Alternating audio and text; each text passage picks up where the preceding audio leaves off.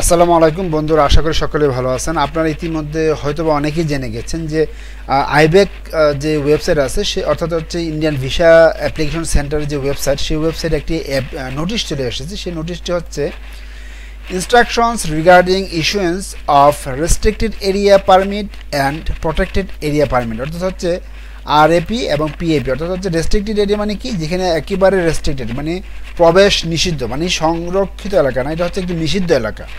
আর এটা হচ্ছে protected area মানে হচ্ছে যেগুলো সংরক্ষিত এলাকা, বাট ওই এলাকাগুলোতে প্রবেশ করতে হলে আমাদেরকে পারমিশন নিতে হবে। অর্থাৎ হচ্ছে রেস্ট্রিক্টেড এবং প্রোটেক্টেড দুইটা এরিয়াতেই আমাদেরকে প্রবেশ করতে হলে, ভারতের প্রবেশ করতে হলে আমাদেরকে কী করতে হবে, পারমিশন নিতে হবে। এখন কথা হচ্ছে আসলে এই আমরা কি করে বুঝবো যে কোন এরিয়াগুলো রেস্ট্রিক্টেড এবং কোন এরিয়াগুলো প্রোটেক্টেড? এটি হচ্ছে আমার আজকে ভিডিওর মূল আলোচনার বিষয়বস্তু। তো বন্ধুরা, আরেকটি কথা বলে রাখি, যারা আমার চ্যানেলে নতুন আছেন তারা অবশ্যই আমার চ্যানেলটিকে সাবস্ক্রাইব এবং আমার পেজটিকে ফলো করে আমার সাথে থাকবেন। যাই হোক, আমি চলে যাব আমার ওয়ার্ড ফাইলে।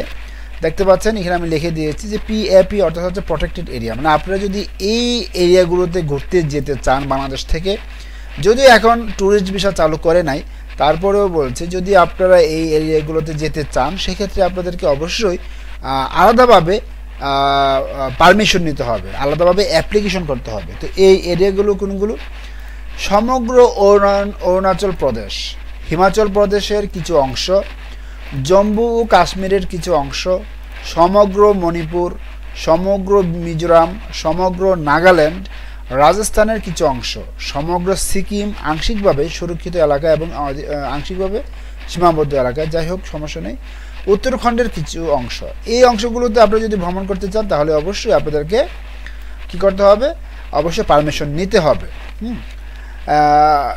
অনলাইনের মাধ্যমে, অ্যাপ্লিকেশনের মাধ্যমে পারমিশন নিতে হবে। এটা হচ্ছে প্রোটেক্টেড এরিয়া। আবার যেগুলো হচ্ছে র্যাব অর্থাৎ হচ্ছে রেস্ট্রিক্টেড, এই রেস্ট্রিক্টেড এরিয়ার ভিতরগুলো হচ্ছে আন্দামান ও নিকোবর দ্বীপপুঞ্জ, সমগ্র কেন্দ্রশাসিত অঞ্চল এবং সিকিম রাজ্যের অংশ। এই দুটি অংশ বা এই দুটি রাজ্য হচ্ছে রেস্ট্রিক্টেড এরিয়া। অর্থাৎ মেন কথা হচ্ছে আপনার উপরের 9টি আর বাকি 2টি অর্থাৎ হচ্ছে 11টি, এই 11টি অঞ্চল যদি আপনারা কেউ ভ্রমণ করতে চান এই মুহূর্তে, তাহলে অবশ্যই আপনাদেরকে আলাদাভাবে অ্যাপ্লিকেশনের মাধ্যমে পারমিশন নিতে হবে। তো বন্ধুরা, কিভাবে অ্যাপ্লিকেশন করতে হবে, পারমিশনটি কীভাবে নিতে হবে, যদি এই রিলেটেড আরও ভিডিও চান তাহলে অবশ্যই আমাকে কমেন্টসে জানাবেন। ইনশাল্লাহ আমি নেক্সটে এই রিলেটেড একটি ভিডিও আপনাদের জন্য আপলোড করে দেবো। সো ধন্যবাদ সবাইকে, ভালো থাকবেন, সুস্থ থাকবেন।